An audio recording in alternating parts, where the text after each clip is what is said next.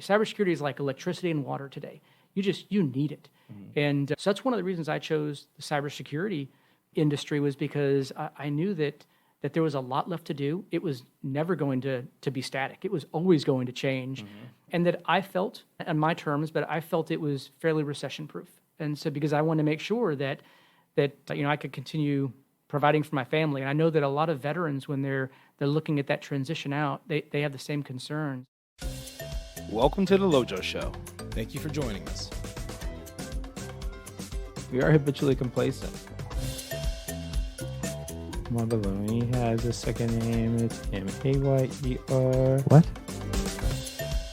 There's always a persistent threat. There is no monopoly on good ideas when it comes to cybersecurity. Welcome back to the LoJo Show. I'm your host, LoVicher Jones. I am the founder and managing partner at BlackRock Engineering and Technology. I have over 20 years of cybersecurity experience, and I am honored to bring some of that experience to you. Today, we are very excited to have Jeff Worthington on the show. Jeff is a seasoned professional serving as an executive strategist and cyber advisor at CrowdStrike, a leader in cloud-delivered endpoint and workload protection. We will be talking about transitioning former military service members out of the military and into the cybersecurity industry. With a passion for helping others and a wealth of experience, Jeff plays a pivotal role in shaping strategies and advising for companies and veterans as they move through this process. As a service-disabled veteran-owned small business, we here at BlackRock are passionate about serving those who have served us. Whether you're a seasoned listener to the show or this is your first time listening with us, today's episode is one you don't want to miss. If you enjoyed the episode, please give it a share and a shout out on social media. Leave us a review on Apple Podcasts and follow us on LinkedIn. Let's jump right into it. Welcome back to the LoJo Show. I am just absolutely excited about today's episode. This is awesome, being able to have Jeff Worthington from CrowdStrike here. Jeff is also here in the Melbourne, Florida area, so it's always nice to have someone that's local. We're actually in person, face-to-face right now. I get to see how good-looking he is. He gets to see how good-looking I am. You know, it's great. I think he's impressed. Yeah, I think he's impressed. So, Jeff, welcome to the show, man. Hey, thanks. I just appreciate that I could go somewhere rather than sitting in my office. So when I was given the opportunity of, you can record this at home 5 miles away or come in, I definitely want to come in, yeah. That's awesome. Great to have you here. We don't get a whole lot of visitors to our office usually. So it's great to be here. Like I said, Jeff is with CrowdStrike. He's been there for 2 years. Jeff is also in the military for years. I'm going to have him give a little bit more about his background. I think it's unique, basically looking at it from both the folks who have served and then also transitioning here into the civilian life and being definitely another practitioner within cybersecurity and some of the things that his company's doing, as well as really kind of talk about cyber in general too today. So I'm looking forward to this discussion, Jeff. Hey, LoJo, so am I. And anything I can do to help you or your listeners, certainly would want to do that. In fact, that's one of the things you mentioned, unique. I don't consider my background unique, but what I do find about my position at CrowdStrike is unique is that I can help organizations with their cyber concerns, but they also allow me to help veterans and transitioning service members either break into the cybersecurity domain or find a job after the military, because it's a bit nerve-wracking. When you're getting out after 5 years or 25 years, it's still the same concerns. Yeah. Tell us about your journey as you began to make the decision and stuff to transition. Tell us a little bit about that journey. Yeah, so I'll spare you the 30-year career map of where I went, but I spent 30 years in the Army. I don't consider myself an Army officer. I consider myself a joint officer. I did most of my time in joint or special operations units, which I think did give me a different perspective on how to solve problems, seeing it from other services, lenses, and viewpoints, which I also think translates really well into what we do in cybersecurity to look through the adversary's eyes or someone else's eyes. But so as a career signal officer, so did communications most of my career and bounced back and forth between the East Coast and the East Coast and the East Coast. So I really didn't leave the East Coast. A lot of my time at Fort Bragg, now known as Fort Liberty, of course. Spent some time in the 82nd and then transitioned into the special operations community right about the start of the war in Afghanistan and Iraq. But I did serve a tour in the White House, and the perspective and the opportunity that gave me working for both Presidents Bush and Obama supporting them with communications, I really got to see a portion of the government that I wouldn't have had I just remained in uniform and stayed on one side of the river. I got to go across the Potomac and actually work in the White House. And that was a lot of fun, a lot of good experiences and stories from that. But a couple of my last jobs are really what I think set me up for what I wanted to do now. I've always been the consumer of security or the consumer of IT. Sure, I provided services as a signal officer, as a communications officer, but I consumed what the Army and what the DoD gave me. And you've probably seen the things on LinkedIn, fix my computer, or the memes about why their computers are slow or issues with them. And I struggled with that because I had to provide what the DoD provided, and we did. Everyone did their best. But when I got to JSOC, when I got to Joint Special Operations Command, I could actually determine what we did, and I felt there were some different ways of doing business, and especially when it came to securing the environment. So I used to tell my bosses beforehand that I'm your service delivery. I will provide you the services. When I got to JSOC, I told the commanding general there that sure, we're going to deliver services to you, but I need to make sure that you can use those services and you trust in those services. And so we really started to push heavy on cybersecurity because I knew that the threat was out there, and I knew that we were a lucrative target globally across the world. So I focused on it, and I tried to learn as much as I could. I made a lot of mistakes in my 2 years at JSOC in some of the solutions that we provided, and also some of the programs that we started that I just couldn't get going. Zero Trust, and I talked about Zero Trust quite a bit.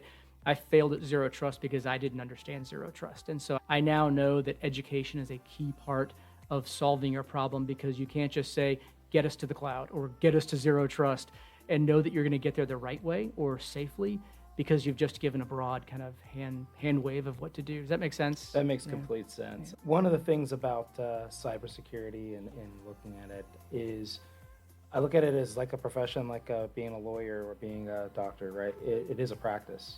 It's a practice. While we want to put things in their boxes and say that's perfect, but it's constantly have trade-offs within this field, right? We could have a great solution and stuff that's out there, works great, prevents a lot of things from happening, but can, at its best, prevent you from being productive, prevent you from being operational, prevent you from achieving whatever mission goal and stuff that's there, because it's either too slow, or you have a brick as a laptop, or you're not able to get to the services you need in a trustworthy amount of time, right? That's there. And so it's a practice. You're pulling one lever here and something else is falling over here. You try to make as many educated decisions as you can, but likelihood there is something out there that you might not have accounted for that you have to continue to account for. So it's a practice. Yeah, one thing you said there really triggered a memory of mine. And so often the security guys, the either IT or even the security department inside IT, they're thought of as the adversary. They're the problem. They're preventing me from doing my job as an operator, whatever your business may be.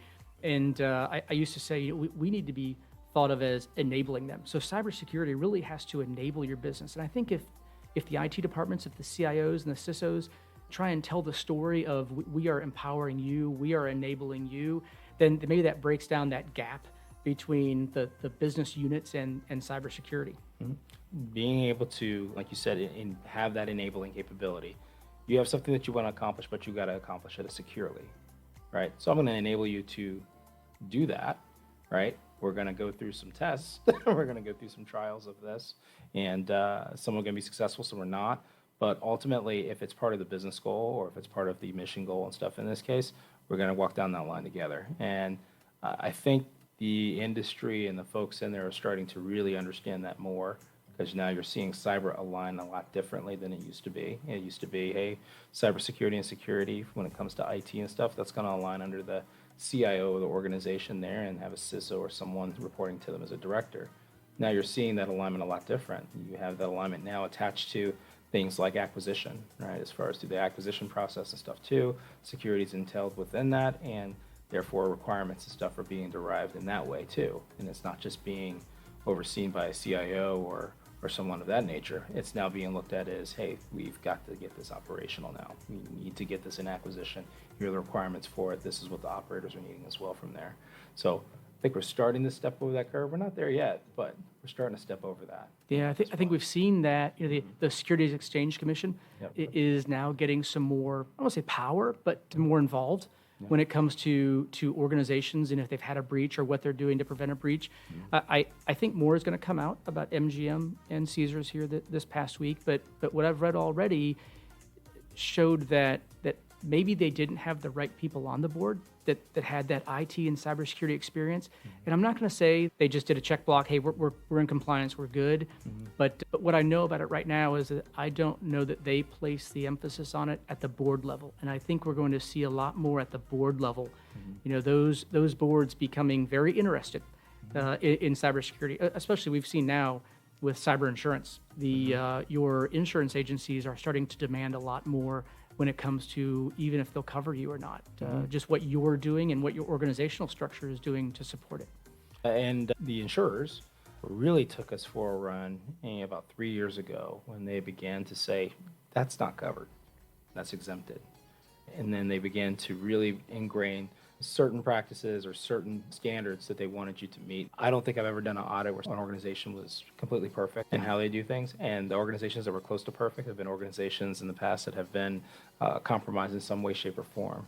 But the latest legislation, the latest practices and stuff that are coming in there, you mentioned the SEC, and then also even the disclosure rules and stuff too now that organizations have from that. Yeah, they're going to strive to get to where they need to as a standard. But the end, boards and stuff have to make the decision of, do we spend money, and are we spending money in a way that we're lowering our risk and accounting for both our business, safety of our business, our customers, our clients, and also avoiding some of the fines. Yeah. You brought up a point about the fines. So I'm doing some research right now for K-12 education for some school districts. And what we've seen, and some research I've seen by the GAO, the Government Accountability Office, is that a school breach, K-12 breach, costs between $50,000 and $1 million. The one in Baltimore, about a year and a half ago or 2 years ago, they're thinking it's around the $6 to $9 million range is what it's cost the school. And there are certainly unseen costs when it comes to the constituency, the students, the administrators, the parents. But it's that risk. Do I want to risk paying $50,000 to $1 million, or do I pay $15,000 or $20,000, whatever it may be, for that cybersecurity? When you talk about kind of the residual risk, or when you begin to offset within an organization in terms of, hey, our company needs to make this amount of money this year, or we need to be able to get this to market faster there. What we found when we do things like board presentations and stuff on that, there wasn't a whole lot of folks on those boards that were really cyber literate. Now we're starting to see a lot more of these companies go out and get board members that do have some sort of cyber background or some exposure within that. So that's pretty neat to see that first step, I guess I say it in that way. Yeah, absolutely. To really being able to get ahead of this. I mean, at the end of the day, we're an enterprising country from that, and our corporations and stuff love to be able to operate independently, even in these situations here. But I think as far as curbing that and being able to address that more forward is definitely the want from a board and from our SEC and our country's benefit as well. So I like that.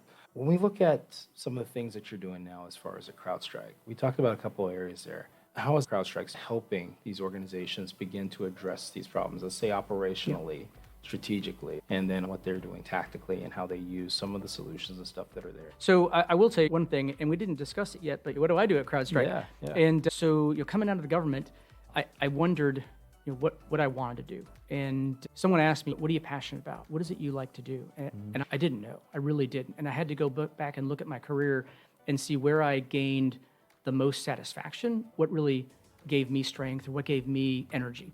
And it turns out it was helping others. It was actually going to Fort Gordon and speaking to the captains, the lieutenants, the warrant officers about mistakes I had made over my career, or my advice, or listening to them, because I believed I made better decisions if I listened to those coming up in the ranks on what they were thinking and what they wanted to do, what their desires were. And so coming out of the Army and moving to CrowdStrike, I found an organization that allows me to do that. And so, you ask, what does CrowdStrike do to help organizations strategically?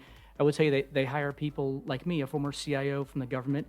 The team I'm on, there's 7 of us right now, former CISOs and CIOs from higher education, healthcare, state and local government. And so what we do is we're able to go out and speak to boards, speak to companies. We will speak at conferences and events on not only what CrowdStrike is seeing, but on what we are seeing across the globe. So what is that best company doing, or what is the company not doing that they should do? And we can take that information and education and bring it to others. So I think, what are they doing strategically? They're trying to get the message out on what the problem is and how you can solve your problems. You could choose a CrowdStrike solution or not. Certainly we'd prefer you choose a CrowdStrike solution, but here's what we're seeing that you can use to defend yourself better. And I really applaud the company for doing that. Now, I guess tactically or more operationally, what is CrowdStrike doing? So people talk AI now quite a bit, and it's like AI was discovered 6-8 months ago. That's absolutely not the case. CrowdStrike was founded in 2011, and it was started with AI in mind. And so George Kurtz, one of our co-founders and the current CEO, believed there was a better way of securing and protecting the endpoints. Initially, it was the endpoints. And so we used AI. So we used all the telemetry coming off of endpoints, whether it be your mobile device or your server or your cloud workload, whatever that may be, to use the power of an algorithm to help make people make decisions faster and better decisions faster. And so we've been using this new technology for the past 11, 12 years now to really speed up your ability to understand what's going on. So what are we doing at that level? We're helping companies get to a decision faster rather than, we would say, right of the boom. So after the explosion happens, you know the front door is open. We really try and help you get to where the door hasn't been opened yet, but something is going on. So let's stop it and let's try and fix it. We have a metric in the company.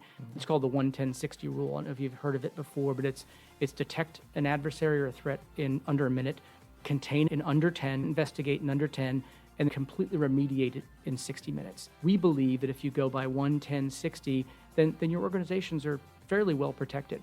The adversary is getting faster, and we as defenders, whatever company you belong to, ought to get faster as well.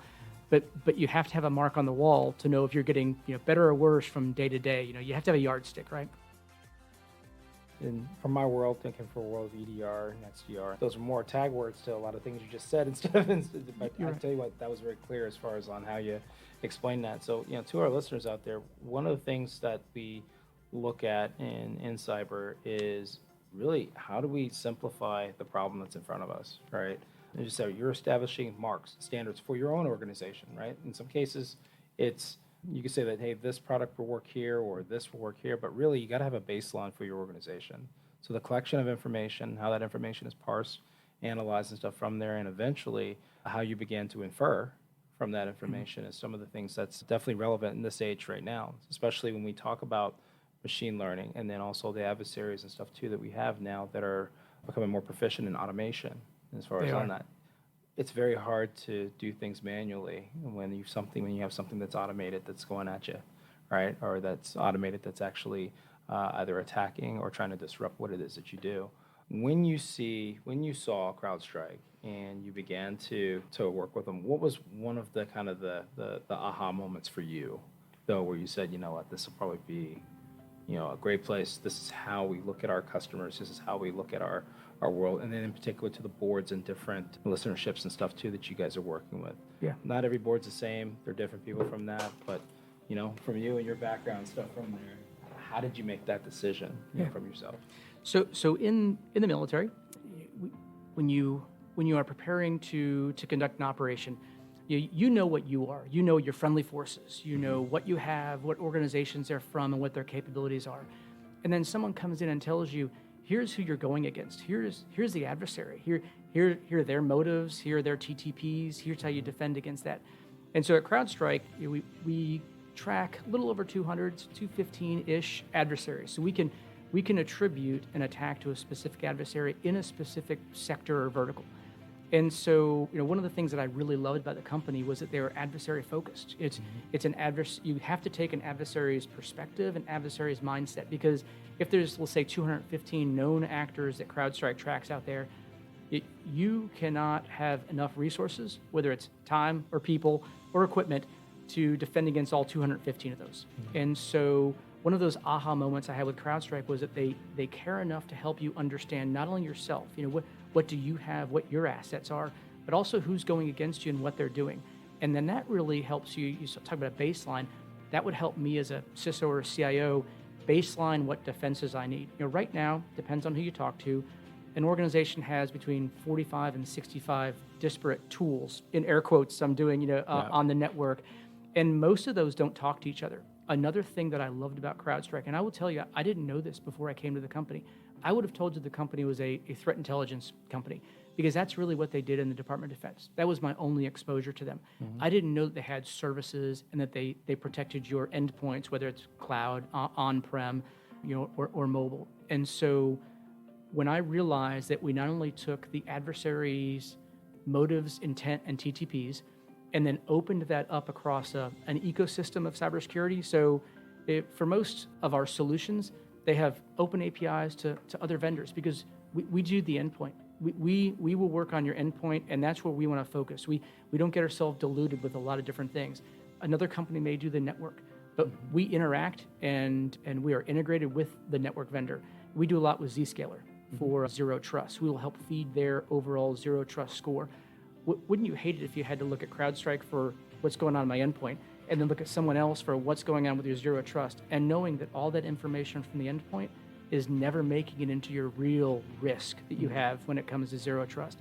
And so the two things that I loved about the company when I joined were the adversary focus, so that you know who's going against you, to help you as a CISO or CIO focus your resources, and then our ability to integrate very widely across an ecosystem of partners, rather than being yet another tool that you have to field. Yeah, that 66 tool you have to field. We used to always ask as a consultant, you come in and you say, what's your return on investment from all the tools that you have out there, right? You got organizations that have, let's say, a network access control, right, that's out there. They may be using Cisco ICE over here, and maybe using Forescout over here, right? And then you got your organizations that have manufacturing and stuff there, and they may have another tool that's there for OT, Right. products and stuff from there.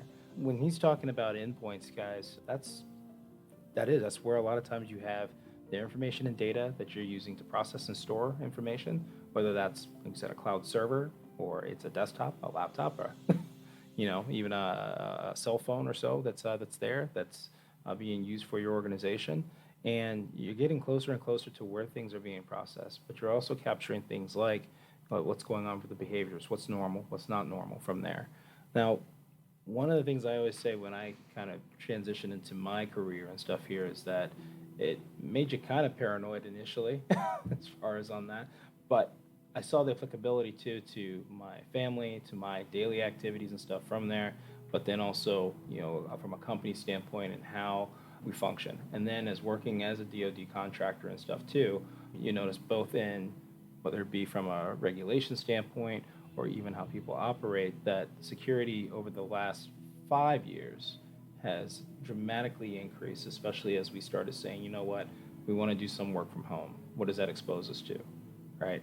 How have you guys been what's been the approach from you, CrowdStrike and stuff, as far as really meeting that demand now, as far as on where endpoints exist, how they work and stuff too now, not necessarily just on a corporate network, but also across from everybody's home network too? I want to cover something real fast about data, and I think it's a really important point, because that's where the money is. It's with the data. Yeah. And at CrowdStrike, we track 3 different, I'll call them buckets of adversaries. It's your nation-state actors, the China, Russia, Iran, North Korea, things like that. And then your e-criminals, and then the hacktivists, or the terrorist organizations. And the e-criminals, which make up the large bulk of the adversaries that are going against normal companies and individuals, they want your data. They don't care about you. They don't really care about your network. They care about what's residing on your device. They care about what you're doing on your computer or on your mobile phone, because that they can then sell. And that's something we've seen a huge increase in, the sale of information on the dark and deep web. I know mine was available, and yours maybe too, from the OPM breach Very in much 2014. so. Yeah, Everything's 2014, 2015. So it's out there, right? Yep. And we could certainly get into a discussion on why I think AI married up with all that OPM data could really cause a problem. But so when you talk CrowdStrike and that distributed workforce, we'll call it now, when COVID hit and we were sending everyone, I say home, I was at JSOC, so I was the CIO for JSOC, and that was one of the Boss's first words to me was, get everyone off the compound. I don't want anyone here. I want everyone at home. And that's difficult. We talk classified workspaces, and now you're distributing that. Well, I had classified information that we had to still secure, but yet not secure on our compound where we were. A company's information is no less valuable to them, and they were working at home as well. Our kids were doing stuff at home. So at CrowdStrike, when I first joined, I remember our splash page said "Work from anywhere." That was the page up there. And CrowdStrike was a remote company at first. We have offices, but we've never had a requirement for everyone to work in the office. So when the company started, they knew that we were going to have workers, at an Airbnb in the Poconos, like I was for a little while, for about 10 days, or sitting on the beach or at home. And so that the company's culture from the very beginning understood that you had to secure that endpoint. That's why it's so important about the endpoint. The old castle and moat, just put up firewalls. Firewalls don't work anymore. But you should have firewalls, but they don't provide the same protection they did when we all worked in the same office. And so that's why securing that endpoint and understanding what is going on that endpoint, and then how that endpoint and your identity, interact with the greater company network, it's so important to have all that information that's going on there, because that's where the risk is. And the adversary knows that the risk is no longer behind that castle and moat, that it's sitting at a beach property here in Melbourne, Florida, or something. I think about just about everything we do. I mean, even from our end, we are very mobile as a company. So most of everything we do is cloud. Most of everything we do is on our cell phone, right? Tablet, and even Google Books now. So as we look at that, you look at how that's evolved, and you had mentioned zero trust earlier and stuff there. That's a huge push right now as far as for being able to establish zero trust security and stuff, and being able to use that architecture, that framework, those rule sets and stuff too, to do that. Tell us a little bit more about that in terms of how both our military views zero trust, but also how that's so applicable now in terms of both complying with what we're doing for disclosure, applying with what we're doing for compliance. So this is my failure. When I was in JSOC, I heard this zero trust thing. And I was a victim, like many senior leaders are. You hear a buzzword, or you hear something, or you're briefed on something, and that's about all you know of it. And so I said, year of zero trust. This is what we're going to do, is zero trust. I really didn't understand what it was. And so I said, zero trust. And it is a huge elephant, zero trust is. So I didn't know enough to really make informed decisions on our resources. And I completely failed because I gave them too much of a project to do. And so zero trust really is about eliminating the blast radius of a bad thing that happens at a specific part in your network. And it could be on your HR systems, or on your payroll system, or on your other business systems that you have, maybe your identity, access and control. And so I read a book by George Finney called Project Zero Trust. Don't know if you're familiar with it. You're smirking like you are. Yet so ironically, I was going to speak at a summit about zero trust, and I bought his book, and I'm reading feverishly through his book, because I learned from things like the Phoenix Project by Gene Kim, a friend of mine, and it tells a story. Project Zero Trust tells a story of one individual's journey, understanding what zero trust is, putting a project together, and then executing it. And then since then, I've talked to, and I forget his first name, but Kinderweg, basically the father of zero trust, tell it the best when he shows a picture of a motorcade, a presidential motorcade. I don't know if you've seen this image that he's shown, but it's incredible. And it shows about, you're protecting the president's in the vehicle, and that's what you're protecting. That data, that's what you're protecting. And then you draw a circle around that data, and then you have different controls to protect that circle. And then something else may have another circle. And so what I learned with zero trust, what we're doing with the DoD, is we have mapped to the DoD's 7 pillars of zero trust. And NIST has their own pillars of zero trust, as well as CISA. And so we try and map to those controls to what is important to that. And CrowdStrike cannot do it all. We absolutely cannot. There are, I think, 91 basic controls and 152 advanced controls in the DoD. And we don't do all of them. But a partnership between organizations certainly do them very well and very quickly. And Okta, Zscaler, AWS, and us, CrowdStrike, have a partnership to do some zero trust work with the DoD. And we believe we can get them to DoD much faster. We can't take until 2027 to get there.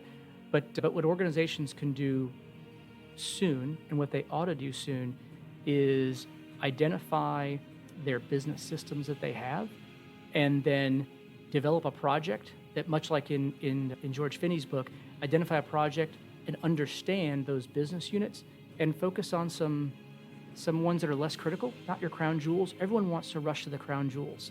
And maybe that's not the first place you should start. And so you practice with those that are not as critical, and then work your way up to where, whatever your business is, your critical function, now that you've worked up your plan and everyone has a good muscle memory on how to implement Zero Trust, you don't have to implement the BlackRock engineering. Zero Trust for BlackRock engineering, you can divide it into small pieces and projects, and just by starting with one, you have made yourself better than you were before. That's a great point. One of the things that I remember when we kind of really started having these conversations about Zero Trust, I think we probably started having these conversations in 2013, really, as far as when the conversation really started to come out a little bit more as far as, hey, Zero Trust. But then it was kind of like the word cloud, where it was like, okay, it's something up there, something around there.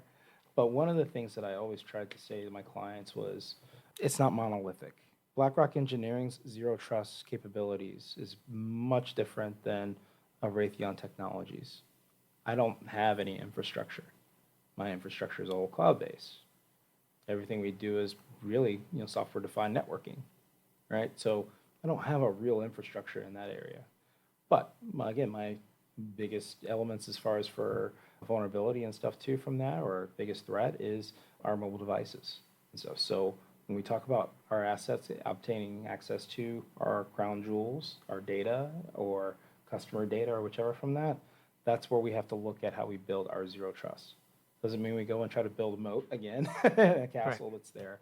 It's, again, taking and orchestrating the services, technology, processes we have, and stuff in a way that allows us to hit the 7 pillars of Zero Trust as we see it from a DoD standpoint. Yeah, and I think you really have to make a plan. You have to understand your problem, develop your plan, and then execute. What I did at one point in an organization, we rushed to the cloud. Get to the cloud, guys. And we ran to the cloud, and we probably ran in the middle of the night with scissors, and we left some things open. Organizations do that every day. And so I think with Zero Trust, but some of the most successful things that I have been a part of is when I gave the team time to understand what the problem really is, and then develop the plan and the solution to fix that problem, and then execute it, not rush to get it done as quickly as possible.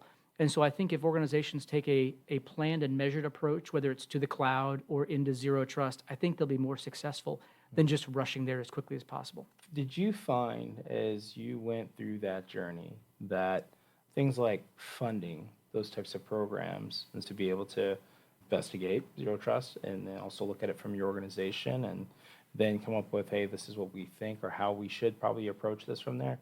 How did that go as far to know what I need funding? Because I think both you and the DoD at that time, and also even CISOs and directors of security and cloud security within organizations, still kind of get hit with the, how do we say that this is how much we need in order to address this, and here is the actual use cases we're trying to target here. How did you go about that? Yeah, it's funny. I'm really glad you mentioned use cases, and I struggled with that term years ago when someone kept pounding me with, give me a use case, give me a use case.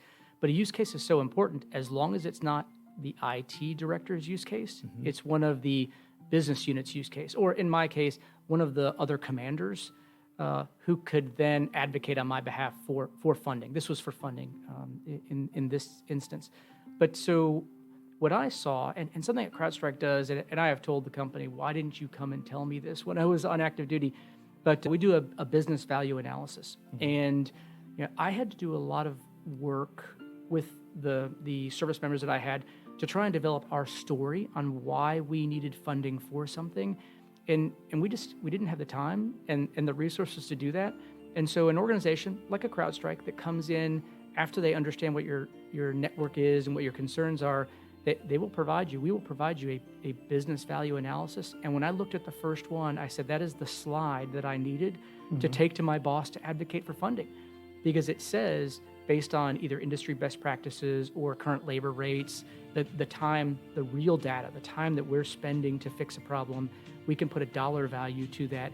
And I could explain that what it would cost me not to do it, or what I would save if I if I consolidate some things rather than having these disparate tools. And so what I used was the information that I got from some really good people that did a lot of research, but I could have really used an organization that understood me from a third-party perspective and could help me make that case to the board, to the boss. How we present information is one of the, I'd say it's again another practice, right? When we're working with different stakeholders, whether those stakeholders be, whether they be military or whether they be civilian, whether it be a board of, let's say, a school board or so too here, how we present this information in terms of security does have, there are a number of practices and ways to do it. You were talking about a slide, right? How we present that, being able to say, look, this is what the value add is, here's what the cost is. Really, that's what a lot of folks drive to on that. But we have so much more of the story behind us of kind of, we know that our organization is in this level of vulnerabilities. We have this level of threats to us each and every day. Here are the scenarios there, and here's how it affects us from an operational standpoint. Now, when we walk down that line and we start saying, who can help me in the industry to be able to communicate this, that's been a key that I've been working on for years, as far as within both my work here at BlackRock, but and also at my other companies that I work with there. And that was probably one of the biggest areas that I had to really focus on as a leader in this area and as a leader as far as in the organization, is how I communicated to my stakeholders. Yeah. And saying that this is what's important. What were some of the three kind of takeaways that you found when you had to present this? You had CrowdStrike actually helping, being able to kind of produce that type of information. And then how have you used that in your current practice right now as far as that CrowdStrike? It's ironic. I was smiling, and your listeners can't see this, but I was smiling when you were saying that, because I'm actually working on a second version of that K-12 briefing, because the IT directors, or in some instances with small school district, the IT director is also a teacher, and they don't have the information, they don't have the time to put something together. I want to cover one thing first, though, and I rarely, first of all, I never answered an email from a vendor, and I took my recommendations from peers. And so what do we like? We like when peers, and what does CrowdStrike like? We like it when peers talk about us rather than when CrowdStrike, because of course I'm going to advocate for CrowdStrike, but when a peer advocates for an organization, that tells a lot. That they will listen to peers. I would have listened to a fellow J6, a fellow CIO in government before I'd listen to a vendor from XYZ company. And so when we talk about how the three things, or how I would present my story to organizations, actually I have 3 slides that we put together. And one is, you have to educate on the threat. And so you give them the headlines. And so I'll provide the headlines. And the one I did for a school district in Georgia, actually, it shows from the past 6-8 months the cyber attacks that have occurred in schools across the country, and the rise of them. And then I explain the problem. Why are K-12 schools so targeted, or why is healthcare so targeted? So you explain the problem to them so they understand it better, because hey, the hospital administrators are great administrators, but they may not be a cybersecurity expert. They may not have time to do this research. And so what does someone like me do for them? I'll do the research for them to provide them with the information they need to make a really informed decision. And then what I'd like to do is tell them or explain where we are. And so after we get an understanding of what their environment is, we will say, we have 2,000 endpoints. I think in this one case, it's 2,500 students plus faculty, administrators, staff, and parents. We have a 8 a.m. to 3 a.m. coverage. The current situation, right? Just like in the military, what is my current situation? And then what I like to tell them is, but here's where you really need to be. So I've shown you the so what. I've shown you the headlines and what's going on, and I've explained why you're such a target and what they're looking for, and because in the case of K-12, we want to graduate well-educated, prepared, mature individuals to contribute to society, whatever their mission statement is. And so you have to explain to them where they are, but where they really need to be.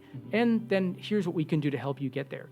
So that's kind of the 3 things. The problem that's out there, why your organization is targeted by that problem, and then what you can do to get to a point where you're more defended, if that makes sense to you, LoJo. That makes sense to me. Your concentration in that area, as far as in K through 12, I think it's a pretty unique, because you said you have this mixture of information in that area where we've got privacy, cybersecurity rules, right? Cities, state regulations and stuff too that are also pulled down. But the volume of information that's going around in that area, in that arena, can you tell us a little bit more about that and how you guys have been really approaching that? For us? So, and not only, especially with SaaS solutions that are out there, software as a service solutions, and the remote culture that's going on now, that has really opened up school districts to vulnerabilities and risks that they may not have had before, when everything was right there in their school district. And many school districts, most school districts, are not resourced to fight the problem. Sure, a large one is, although LA Unified School District, I think that's one or two, for the largest school district in the country, that was hit a year and a half ago or so. Yeah. Baltimore School District was hit. Minneapolis, Minnesota School District was hit. These are large ones, but there are plenty of small ones out there that just are not prepared right now, And the treasure trove of data that is out there at a school district is incredible. So I'll talk Georgia again, just because I'm working this one for Georgia. Georgia has 1.8 million students in the K-12 education system. That is 1.8 million identities that are out there. And that's not only just their identity, it's their school records, it's their health records, it's the payroll records. In fact, I forget the school district right now, but a school district lost a few $1 million because of a business email compromise where they masqueraded as the chief operating officer for this school district and paid 180 days ago, where the average is about 240 days. They just sit there on your network. And so if you don't have someone actively watching your network, then it's going to be very difficult for you to thwart the attack, because they're going to look like every user that's on your network there. And so what does CrowdStrike do? We will offer a managed service, whether it's called Overwatch, but it provides that Overwatch of your organization when you really can't. And then we also offer what's called Complete. We will be your SOC, your Security Operations Center for you. Again, many companies do this, and I think it's pretty critical that organizations do provide managed services for not only your K-12. I know we're speaking about this, but how many small mom and pop businesses are up and down this road right here that's out here to our east, that they don't have the ability to sit there and monitor it. So I do think that companies that offer a solution where you can help the business owner or the IT director to extend their coverage when they can't be there, I think that's extremely important. You see a lot of small companies really struggle with this, trying to keep up with this, especially small companies that have had this established. And when I'm talking small, I'm saying a company that's anywhere from, let's say, $200,000 a year that they're pulling in to $30 and $40 million a year. Because even though it sounds really great, $20 to $40 million a year, remember, that's still a small business at the end of the day. It's still a small business because you look at margin, you look at the resources they have available to them to help in this area, and you go, well, how are you going to do that if you're a small business that's, say, located in three different geographically different areas, trying to run an IT program and to keep your company connected and to operate? That's still a lot. To ask them to do all their own security operations and stuff from that, while it can be done, there are ways to look at how you augment it. If that's not your primary business, it's something that can be definitely augmented with services like you were just talking about. And we saw that. We saw a great, huge increase in stuff too in the use of MSSPs and MSPs and stuff out there. But trying to discern which one's giving you the value that you need versus one that's not giving you the value that you need, that's the complicated part. Because they can set this up and just sit there and say, yeah, we're monitoring. And that's, you're exactly right. In fact, I spoke to a number of CISOs in Detroit, and one of the things that they brought up was you need to understand the SLA. What is that service level agreement I have with that company? That fine print that few of us read when we sign an agreement. And because your data may not be yours anymore. Go back to the data. You may give up all your data rights and you didn't know it. Or two, they may not have to do anything. You're paying them money and they're really not doing anything to make you more secure. So it is important to do some due diligence. We do it when we buy a car. We do it when we buy a house. We ought to do it when we buy cybersecurity services. Yep. And a key to that too is what we talk about, the playbook, right? What we say a lot in the industry is like, what is your playbook? If this is happening, what do you do next? What's the next thing you do, right? Some of that is manual as far as in your playbook. If there are things that you can do that are more automated, great. Being able to have that is now crucial and critical that's there. But again, it comes down to, is this something that you need to specialize in as a company that's, say, selling wickets, right? Or is it something that you have to make a decision of, you know what, there's certain things that we don't do well, it's not really natural to us. Here's where we need an MSP, right? A managed service provider.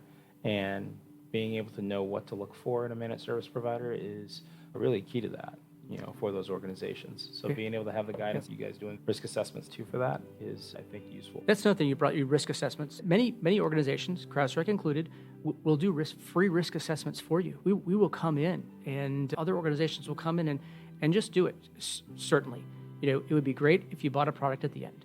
But just having that information of, here's where my blind spots are, you have more than you had before. Yep. And, that's the key. And darn shame you guys are doing that for free. I'm going to have to find another industry for myself. Hey, I want to bring some up before we miss this. I know some of your audience is in the defense industrial base or in the defense industry. Yep. And so I'm going to get it wrong. If it's 200,000, it's 300,000. I forget it. Regardless, it's a huge number of companies that are in the defense industrial base. Yeah, right? 300,000. 300,000. And, probably 90%, 95% are small businesses, small, medium businesses. Six guys in a garage, with a cat making a widget. And so you only have to look back to some recent breaches in the recent history. Of course, there's the big one with, and I'm drawing a blank now.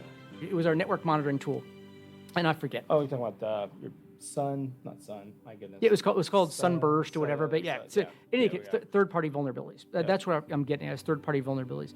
That is they're exploiting, the adversary is exploiting third-party vulnerabilities. I will tell you, we watched SolarWinds, there you go. Thank you. And I'm an idiot for not remembering that, so let's edit that part out. But so we have watched attacks in real time of actors who have exploited third-party vulnerabilities to get to the real target. And so, six guys in a garage making a Canuter valve or a widget, for the defense space or for the defense industry, that's a lucrative target, because if I can hit the weakest and softest target and then just put myself in if you're doing a software, if you're doing software as a service, or if you're doing something that is in software, put myself in code, or if I can somehow interject a flaw, very far upstream to where it gets into where I want to go. Well, that's why the DIB, the Defense Industrial Base, really needs, I think, some effort and focus. And I know the DoD. We've talked to Mr. McEwen and Honorable Sherman, the DoD CIO, and they're also very concerned with the Defense Industrial Base. And so CrowdStrike and a number of other companies are working to see what they can do to really help the DIB companies that are out there. One of the things that you find in the DIB, right, is, again, most of our industries and most of the folks that serve the DIB, or most companies that serve it, it's low margin work. It's not high margin work. So economically, whenever you're facing, let's say, security, and say, you know what, I just want to do what I need to do, you'll look for cheap options, right? Open source has been one of the things that's been there. I would love open source and stuff from it. However, one of the things that you need to be able to do is be able to trace that supply chain as well, right? Whether that be in code, whether that be in, let's say in the physical world, as far as on where firmware and physical, stuff is manufactured, how that's going as far as 4 levels down in the supply chain. It is important. I know they've been trying to address this, but it is a huge onion. It's a gigantic onion, especially when you start going down these lines. Have you ever seen one of those supply chain line diagrams? I have not, no. It's this amalgamation of just lines, right? Here's your first level suppliers, right? Here's your second level, right? Here's your third. And then your fourth level goes like this. And then when you check into that fourth level, you're like, okay, I've got this part being made where in the Netherlands? And then this part's being made in Taiwan. This part over here is in Singapore, somewhere from there, right? Well, you get the same thing when we talk about a lot of the technologies we use, a lot of the code and stuff that we're using now, right? The use to sit down and start coding from scratch doesn't exist anymore, right? No, it does. In fact, using things like ChatGPT just to get started. Give me some lines of code I can just start with. And for some things, I guess it'd be machine learning, but you can write code to do some very time-consuming tasks that with ChatGPT right now. Absolutely, you can do that. And the other part is that if people get lazy in this area and you are able to actually work and train as far as different AI components and stuff too for this, you can also begin to introduce things that are a little bit more hindering, right? Things like, hey, maybe show this information here, but send this information there. However way you do that with encode, right? And it can be completely secure in how you did it, but the result and stuff, or the end result, is something that's not necessarily favorable to your organization or your customers or clients and stuff there. So there is a check and balance there, but it's going to take a tremendous workforce and a tremendous capability to go down that supply chain. And in particular, when we talk about in this more software age, discover as far as on what's bad, what's not so good. And so I'm glad you mentioned that it may look good in code, but it's not, because I do believe that there is a train of thought out there that with things like ChatGPT and AI, we can write code with it. Well, we don't need to know the code. We can just be a script kiddie, right? That may not be the case, because you need to have somebody that can, and whether you could even use a tool to look at code, but you really need to have somebody that understands. It's that human understanding of the context that a machine just may not have. And it becomes that battle of cost and benefit, right? It costs a good amount of money to get a great software architect, right? Someone who has the user experience as well as the expansiveness of experience to be able to say and discern, that's not good. That's not what you're intending to do. It'll pass every static code analysis tool that's out there. It'll probably pass most of your dynamic testing and stuff too that's there. But then you look and go, that particular function, as far as on the library that you're pulling from, is not appropriate for this, right? That hasn't been either verified, it hasn't been validated, it hasn't been tested. Okay, now we can move in that direction. So you have to have the background that really lies and be able to say, this is not good. And so when you begin to move down and start saying, you know what, this can all be automated. Oh, I can use, like you said, from script kiddies, or folks just kind of plugging stuff in and testing on, oh, that works. Okay, let's go to market with it. That's one of the dangers that we have in the industry. We tend to like to go to the cheap route, but that is an area that to me becomes a little bit more scary because of how easily things can slip through the cracks. And then it just becomes part of your firmware. It becomes part of your everyday code. Yeah. That's there, and it'll be it can go completely unrecognized until the event. So. Yeah, which is why I do think it's so important that we help train and educate people, because your one software developer could tell the president of the company, maybe the company has 10 people or 20 people, yeah, I'm going to use open source because it's free, and I'm going to use these tools because they're free, and don't worry, it does all the same things that we need.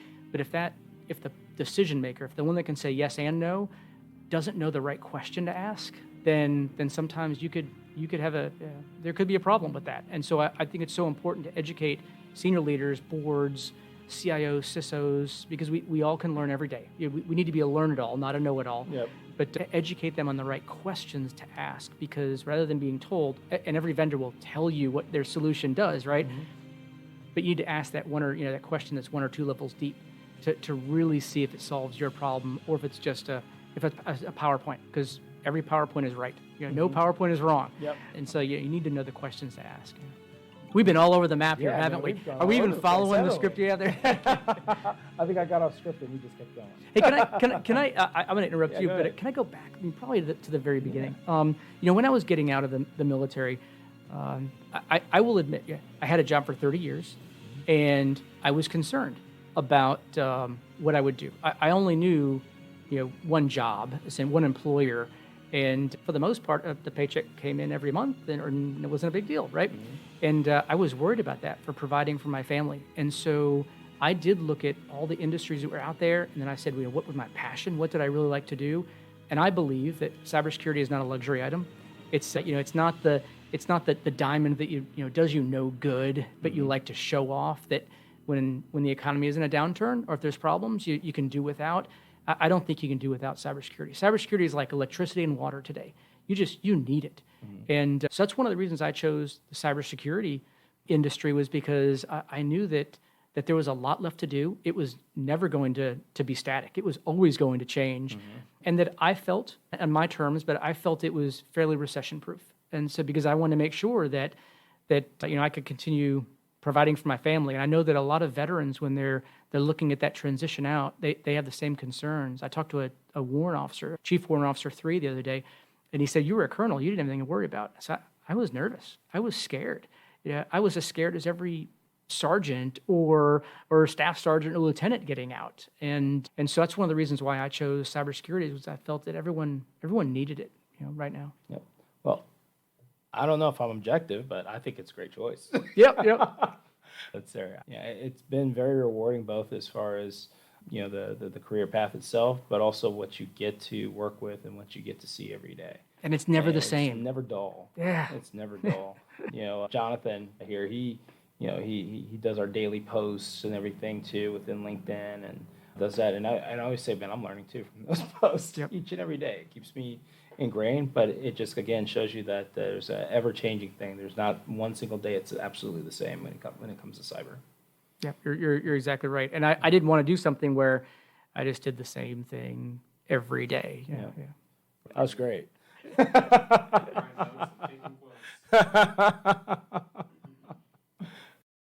I guess what I would ask you is, in being with CrowdStrike, you're starting to make your way around to quite a few of the different, let's say, the different conferences and stuff now, some of the different industry, days and stuff too that's out there. What are some of the kind of the top 3 takeaways for 2023 that you saw within our industry right now that you think people should be really aware with? Yeah, so I will tell you that the 2 things that we are hearing and that I'm hearing are zero trust and AI. Everybody's talking about AI and everybody's talking about zero trust. And unfortunately, they are great buzzwords. And also every vendor has a zero trust solution and is AI enabled or can help you with AI. I will tell you though, if what we are talking about, what CrowdStrike is talking about, what I'm talking about, is the importance of securing your identity because of all the identity-based attacks. So you used to have an antivirus that would protect you against the malware that would come to your computer. That's not what we're seeing right now. 80% of the attacks are identity, and 71% of those are malware-free. And so you're not fighting a malware problem. You're fighting an adversary. You're fighting a living, breathing human being that is going against you, and they're using your identity, your valid credentials to get in. And so that's something that we talk about quite a bit, is understanding not only your environment and the adversary, like I've talked about, but also understanding where your identity resides, controlling your identity, securing your identity, because that's what the adversary is using today, is they're using your valid credentials to log in and then move around your environment. Mm-hmm. Yep. Yeah, and the thing is that these days when we talk about, hey, I've got a super secret password, or hey, I have I have different services to which I'm using Federation, right? Federation is great. Federation is bad. Yep. Right. When we look at the board there, the more convenient we make things, typically the more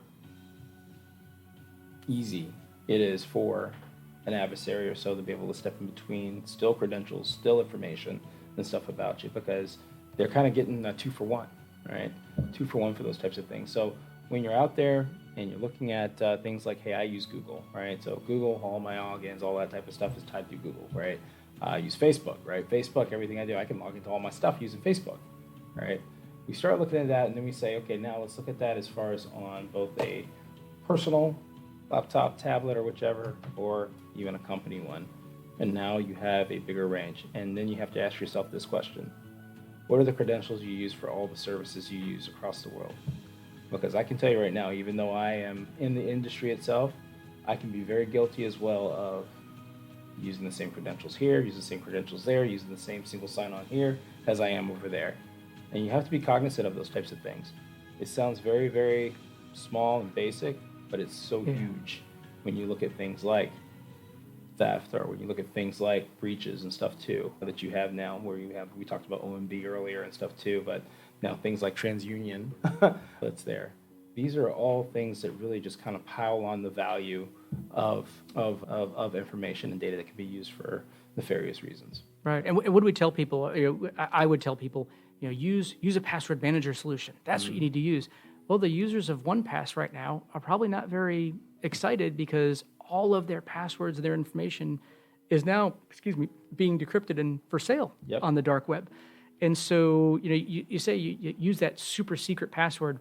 Well, that's great, but if that super secret password is being passed in the clear by some applications, which we have seen recently in the past 6-8 months now has happened, where the adversary has gotten that password, and then once they have that credential, they've got it. Or like my son, who will use the same password for multiple things, and for example, let's just say maybe Netflix. It's only Netflix; it doesn't matter. Well, but if they get into Netflix and they get one thing, then they're going to use that password that they know you probably use somewhere else, and they'll just spray it everywhere and see what they can get. So it is, look, it's difficult, and I had bosses tell me, make it easier on me, and then I won't, I'll stop writing it down. But one, the industry, we cybersecurity professionals and organizations do need to make it as easy as possible on the consumers, but we also need to make it as secure as we possibly can. Multi-factor is not the be-all, end-all. I used to talk about multi-factor all the time, but if you do it to your phone, that's easy to spoof as well, because you could, SIM jacking, you could steal your SIM, or you get tired of that, did you log in? Did you log in? Yes, I logged in, and you just click it, and that's all the adversary needs is one of those. So it's passwords or passwordless or multi-factor. It's good to have a variety, but a defense in depth. Have multiple things, because if you just rely on that one password, sooner or later that password is going to be sold to somebody. Yep. Well, I'll never forget the day when my son, my middle son, he goes, "Hey, you got your new iPhone, huh, Dad?" I was like, "Yeah." It's got that Face ID on it, right? It's like, "Yeah." What if I told you I could break your Face ID? I was like, "What?" He grabs the phone and points to my face. He goes, "Oh, I can do anything I want now." Yeah. My son got a new phone a couple of years ago, and this was a learning point for him. But got a new phone from Verizon, and around Christmas time. So a lot of people get new phones around Christmas time. And he was having an issue with it. And I said, well, take care of it. I think I said go into the store regardless, you need to get it fixed. And so he Googled, Apple Care, Apple whatever. And the first site that came up, he just dialed that phone number. And I heard him on the phone, on the speakerphone with the tech support at Apple. Yeah. And they were asking him some questions, and I heard them say, okay, we need you to give us this password and log in here. And what they were doing was having him create, I don't think it was AnyDesk, but it was a remote management software. They were having him load remote management software on his device so they could get into it. We've also seen a 300% increase in RMM breaches use, by the way. So the adversary is using that because people use it. It's a normal tool. So I got on the phone with them and started asking some questions. Why do you need this? What are you doing? And they hung up. And so what I had him do was change every password, which was a pain, but he had to go through all of his accounts, change everything. And then I found out that adversaries do this. They'll stand up a website, put a phone number on there. Absolutely. And as soon as that website is created and used, it's gone. And they're on to the next one. And so he learned a lesson. So now, my kids tell me before they click on something, they'll take a screenshot, send it to me, So it's like, I guess the training has worked in my family, but, I know I've clicked on, like probably you as well, I've clicked on things too. Eventually it'll happen. It's how you react and what you do, that could save the day. Yep. And you have to take that extra time now to just stop for a minute, because again, you like you said, just Googled it, right? And basically when it comes to Google and ads and stuff like that, the adversaries use it. They use it on a daily basis. It's how they capture information, it's how they capture data. And it's very hard to track. It's very hard to stop. And it does fall on us from a user standpoint to go, all right, stop for a minute, really think about this. Am I calling Apple, or am I calling somebody else that's in a different country that has a number here, right? And it's very easy with these IP phones now too, to generate numbers and stuff that look absolutely fine, like just for Melbourne. Right, 321. Oh, that's got to be safe. No. Can I give one more piece of advice Absolutely. to your listeners? And this is something I talk about quite a bit. It's public, but Duda company was breached a year and a few months ago. They're the builder. Viera Builders is a subsidiary of Duda that's here, and there are builders. And so I was talking to one of the employees there, and I asked her, your credit's frozen, right? And she said, no, I don't know what you're talking about. And so one thing I tell everybody is freeze your credit. And I've had my credit frozen for I don't know how many years, And I had a credit card that was they attempted to open up in my name, and they had all of my information. And I got an email that said, hey, if you thaw your credit out, we'll go ahead and take care of this for you. And so luckily, I had my credit frozen. And so I recommend everyone, freeze your credit from all the bureaus. It's a pain sometimes when you need to buy a house or buy a car if you have to thaw it out and all, but that is a step that everybody can take. Yep.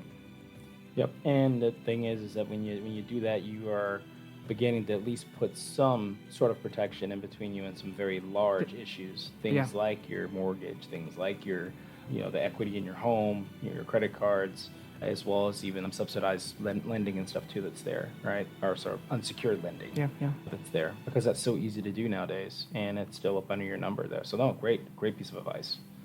All right. Well, guys, that's going to wrap us up for the day here, man. I definitely am just excited about the fact that you came out here, Jeff, and came on the show. Would love to have you on again. I'd love to, a couple more areas here too. It's great to have you.